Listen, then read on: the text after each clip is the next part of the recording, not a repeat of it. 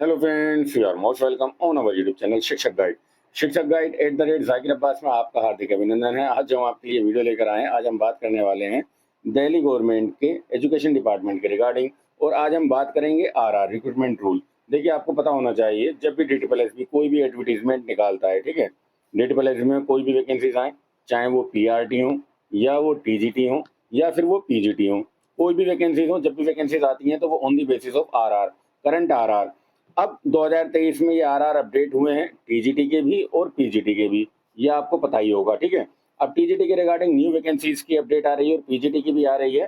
तो अब ये जो वैकेंसीज आएंगी, टीजीटी भी हो या वो पीजीटी हो, वो न्यू आरआर जो 2023 में अपडेट हो गए हैं, उन्हीं के बेस पर आएंगी, ठीक है। तो आपको अगर अप्लाई करना है टीजीटी या पीजीटी, तो आपको आरआर अपडेट जो हुए हैं उनके अनुसार ही पहले अपने एलिजिबिलिटी क्राइटेरिया देखना होगा, उसी के बाद आप अप्लाई कर सकते हैं। और ये आरआर हम ओपन कर लेते हैं, देख लेते हैं क्या यहाँ पर 2023 में अपडेट हुआ है। देखिए आपके सामने, देखिए आपके लिए दो न्यू नोटिफिकेशन है। ये जो recruitment rule DOE director education के रिक्रूटमेंट रूल है, आपको ऊपर ही हेडलाइन में नजर आ रहे हो, ये रिगार्डिंग है टीजीटी। ये भी समझ लीजिएगा, ट्रेन ग्रेजुएट टीचर्स और ट्रेन ग्रेजुएट टीचर्स के रिगार्डिंग ये आरआर अपडेट हो चुके हैं। अब क्या इसके अंदर अपडेट हुआ है, ये हम ओपन कर लेते हैं और देख लेते हैं क्या क्या चेंजेस हुए हैं। ये आपको पहले समझना होगा बिफोर अप्लाइंग। एक चीज और समझ लीजिए, 4,400 जो वैकेंसीज जो आरटीआई में रिप्लाई आया है, जो DOE ने DSSB को रिक्वेजिशन भेज दी हैं, तो अब उनके रिगार्डिंग यही आरआर एप्लीकेबल रहने वाले हैं, जो यहाँ पर ऑलरेडी अपलोड हो गए हैं। आइए देख लेते हैं और जान लेते हैं इन आरआर को। ये आपके सामने 6/7/2023 को DOE ने अपने आरआर अपडेट कर दिए थे।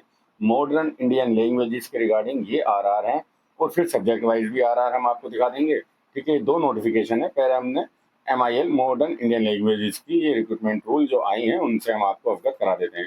देखिए, ये हिंदी और इंग्लिश दोनों लैंग्वेजेस में।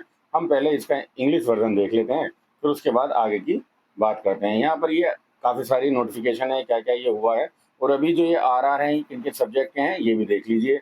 हिंदी, संस्कृत, उर्दू, पंजाबी और बंगाली, ये 5 लैंग्वेजेस हैं मॉडर्न इंडियन लैंग्वेजेस, जिनके लिए हम आरआर की बात कर रहे हैं कि क्या इनके अंदर बदलाव आया है। तो देखिए, यहाँ पर सबसे बड़ा जो बदलाव आया है वो एज को लेकर आया है, नॉट एक्सीडिंग 30 ईयर्स। पहले जो पुराने आरआर थे वहां पर 32 ईयर्स तक जनरल कैटेगरी में अप्लाई कर सकते थे, लेकिन अब आरआर अपडेट हो गए हैं, तो 30 साल से ज़्यादा अगर आपकी एज रहेगी, जब भी नोटिफिकेशन आएगा उसकी लास्ट डेट तक आप 30 साल से ज़्यादा के नहीं होने चाहिए। क्योंकि जो भी डेट देखी जाती है तो बिफोर कट ऑफ डेट होती है, जो लास्ट डेट रहती है फॉर्म अप्लाई करने की, अगर उस डेट तक आप 30 साल के हो जाते हैं तो आप एलिजिबल नहीं रहेंगे। अब न्यू आरआर में ये चीज़ बिल्कुल क्लियर कर दी है कि 30 साल से कोई भी कैंडिडेट ज़्यादा है तो वो फॉर्म ही आवेदन नहीं कर सकता है, ठीक है। और 5 साल का एज रिलैक्सेशन मिलेगा अगर आप गवर्नमेंट एम्प्लॉई हैं, ऑलरेडी दिल्ली में as a government teacher work कर रहे हैं, या किसी भी एजुकेशन डिपार्टमेंट में आप किसी पद पर काम कर रहे होंगे, तो आपको ये 5 साल का एज रिलैक्सेशन मिलेगा, लेकिन 3 साल आपने पहले काम कर लिया हो, ठीक है। और जितने भी SC ST OBC या रिजर्व कैटेगरी के कैंडिडेट हैं, PWD, उनको एज पर गवर्नमेंट नॉर्म्स एज रिलैक्सेशन दिया जाएगा। अब बड़ी बात यहाँ पर एजुकेशन क्वालिफिकेशंस की, वो भी देख लेते हैं। देखिए, ये जो मॉडर्न लैंग्वेजेस हैं, इनके अंदर आपकी जो परसेंटेज है वो 50% कम से कम होनी चाहिए, ठीक है। जो भी लैंग्वेज आपने कर रखी है, हिंदी, संस्कृत, उर्दू, पंजाबी या बंगाली, तो यहाँ पर आपका एग्रीगेट कितना होना चाहिए, 50%। पहले कितना था, ये 45%। तो ये चीज़ भी यहाँ पर बड़ा चेंज हुआ है कि अगर आपके एग्रीगेट, यानी कि फर्स्ट ईयर, सेकंड ईयर और थर्ड ईयर तीनों को मिलाकर अगर एग्रीगेट 45% हैं, तो आप यहाँ पर अब आवेदन नहीं कर पाएंगे। ये पुराने आरआर में आप कर सकते थे, अब आपको 50 या 50 से अबाव ही चाहिए, ठीक है ना। 50% या उससे ज़्यादा आपके हैं तभी आप अप्लाई करोगे, और ये जो लैंग्वेजेस हैं आपने कम से कम 2 साल पढ़ रखी हो, ठीक है। अब यहाँ पर एक बड़ा बदलाव और आया है न्यू आरआर में। अब यहाँ पर मास्टर डिग्री अगर आपने MA, ठीक है ना, अगर आपने उर्दू, संस्कृत, पंजाबी, बंगाली, हिंदी, किसी भी सब्जेक्ट से MA कर रखा है, तो अब आप यहाँ पर 50% अगर उसमें आपके मार्क्स हैं, तो आप यहाँ पर TGT में भी अप्लाई कर सकते हैं on the basis your master degree. Master degree के बेस पर पहले ये अलाउ नहीं था, लेकिन अब न्यू आरआर में ये अपडेट हो गया है, तो यहाँ पर अब आपको कोई प्रॉब्लम नहीं रहेगी। एक बेनिफिट तो यहाँ पर दिया है गवर्नमेंट ने न्यू आरआर में, ठीक है। और दूसरी यहाँ पर देखिए, अगर आपने BL EL कर रखा है, यानी कि आपने ग्रेजुएशन के साथ B.Ed कर रखा है या BA B.Ed कर रखा है, तो भी आप यहाँ पर एलिजिबल हैं। और B.Ed की जो कॉम्बिनेशन है उसके अंदर 3 साल कंसर्न सब्जेक्ट आपने जरूर पढ़ रखा हो, ठीक है। फिर B.Ed की बात हो रही है, यहाँ पर आपने B.Ed कर रखा हो, नॉर्मल B.Ed जो 2 साल का है, या 3 ईयर्स का B.Ed M.Ed कर रखा हो, तो भी आप एलिजिबल हैं। BLED और B.Ed एक साथ कर रखा हो तो भी आप वैलिड रहते हैं। थर्ड जो कंडीशन है, आपके पास सीटेट होना मस्ट है, मैंडेटरी, अदरवाइज आप एलिजिबल ही नहीं रहेंगे। आपके पास सीटेट नहीं है तो भी आप यहाँ पर आवेदन नहीं कर पाएंगे, ये चीज़ भी ध्यान रखिएगा। यहाँ पर जो हमें आरआर चेक करने थे टीजीटी के क्या हैं, और देखिए दूसरे आरआर सब्जेक्ट वाइज भी हम देख लेते हैं उनके अंदर क्या चेंजेस आया है और क्या यहाँ पर शर्तें रखी गई हैं। वो सब्जेक्ट कौन कौन से हैं वो भी मैं आपको दिखाई देता हूँ। ये हमारा टेलीग्राम चैनल है, अगर आप टेलीग्राम चैनल को ज्वाइन करना चाहते हैं तो ये पीडीएफ फाइल आपको हमारे Telegram channel Shikshak guide TGT TGT PRT A to Z update से मिल जाएगी, ठीक है, वहाँ से आप देख लीजिएगा। अब यहाँ पर हम बात कर लेते हैं अदर सब्जेक्ट की। अदर सब्जेक्ट कौन कौन से हैं जिनके रिगार्डिंग न्यू आरआर अपडेट हो गए, तो देखिए वो हैं इंग्लिश, मैथ्स, ये टीजीटी के हैं जो हम आपको दिखा रहे हैं, ठीक है ना, इंग्लिश मैथ है, और यहाँ पर आपको दिख जाएगा सोशल साइंस, नेचुरल साइंस, इनके भी आरआर अपडेट हो गए हैं और इनके भी आरआर लगभग सेम ही है। देख लीजिए, देखिए कि यहाँ पर भी एज जो है वो 30 ईयर्स ही रखी गई है। जो डेट है वो चेक वो जो रहेगी वो वही रहेगी जो DPSP जब अपना एडवर्टीजमेंट निकालेगा, जो लास्ट डेट रहेगी फॉर्म फिल करने की वही कट ऑफ डेट आपकी रहेगी, ठीक है।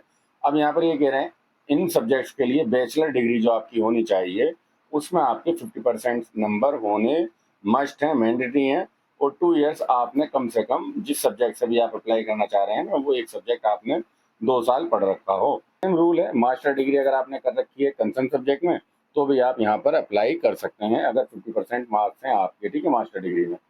4 ईयर का बीएड कर रखा हो, बीएलएड, बीएससी बीएड या बीए बीएड आपने कर रखा हो जो एनसीटी से अप्रूव हो तो यहाँ पर आप वैलिड रहेंगे। थर्ड यहाँ पर है बीएड आपने कर रखा हो या बीएड एमएड कर रखा हो तो भी आप वैलिड रहने वाले हैं, और सीटेट की जो कंडीशन है वो भी यहाँ पर सेम चीज है, ठीक है। अब यहाँ पर एक चीज और है वो भी देख लीजिए, देखिए यहाँ पर जो कंडीशन अब रखी गई है ना वो चीज बड़ी अच्छी है, सब्जेक्ट कॉम्बिनेशन को यहाँ से बिल्कुल हटा दिया गया है। Condition applying for TGT natural science physical science should have studied at least one the following subject. देखिए यहाँ पर अब बात की जा रही है केवल वन सब्जेक्ट आपने पढ़ रखा हो अपनी बैचलर डिग्री में, पहले होता था कॉम्बिनेशन। अब इतने सारे सब्जेक्ट में से आपने अगर कोई भी सब्जेक्ट एक पढ़ रखा है एटलीस्ट 2 ईयर तो यहाँ पर आप एलिजिबल हो जाएंगे, किसके लिए, नेचुरल साइंस के लिए, ठीक है, टीजीटी नेचुरल साइंस के लिए। देख लीजिए, ठीक है, ये बोटोनी, जोलॉजी, बायोलॉजी, केमिस्ट्री, फिजिक्स के अलावा जितने भी यहाँ पर ये सारे सब्जेक्ट हैं, अगर आपने कोई भी एक सब्जेक्ट से ग्रेजुएशन कर रखी है तो भाई आप यहाँ पर टीजीटी नेचुरल साइंस के लिए वैलिड रहेंगे।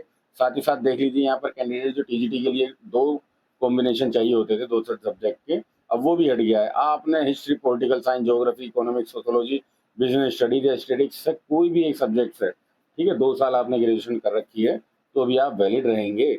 मैथमेटिक्स के लिए आपने मैथमेटिक्स कम से कम 2 साल पढ़ रखा हो एज ए मेन सब्जेक्ट तो भी आप वैलिड रहने वाले हैं। और यहाँ पर कैंडिडेट फॉर टीजीटी इंग्लिश उन्होंने भी एज सिंगल सब्जेक्ट इंग्लिश पढ़ रखा हो तो भी वो वैलिड रहेंगे, ठीक है। बाकी सारी की सारी जो क्वालिफिकेशंस हैं वो भी हमने जो डिस्कस कर ली हैं वो सेमेटिक्स रहने वाली हैं। तो ये न्यू आरआर जो अपडेट हो गए हैं ये समझ लीजिए कि ये आपके लिए अब कैसे काम करने वाले हैं। अगर ये आप फुलफिल करते हैं कंडीशन तो ही आप अप्लाई करिएगा, अदरवाइज आप टीजीटी की पोस्ट के लिए आवेदन नहीं करें तो बेहतर रहेगा, ठीक है, क्योंकि बाद में जाकर जब डॉक्यूमेंट वेरिफिकेशन होता है और आप एलिजिबल कैंडिडेट नहीं रहेंगे तो आपको कैंडिडेट कैंसिल कर दिया जाएगा। अगर आरआर से संबंधित ये वीडियो अच्छी लगी तो वीडियो को लाइक और चैनल को सब्सक्राइब करना मत भूलिएगा। धन्यवाद।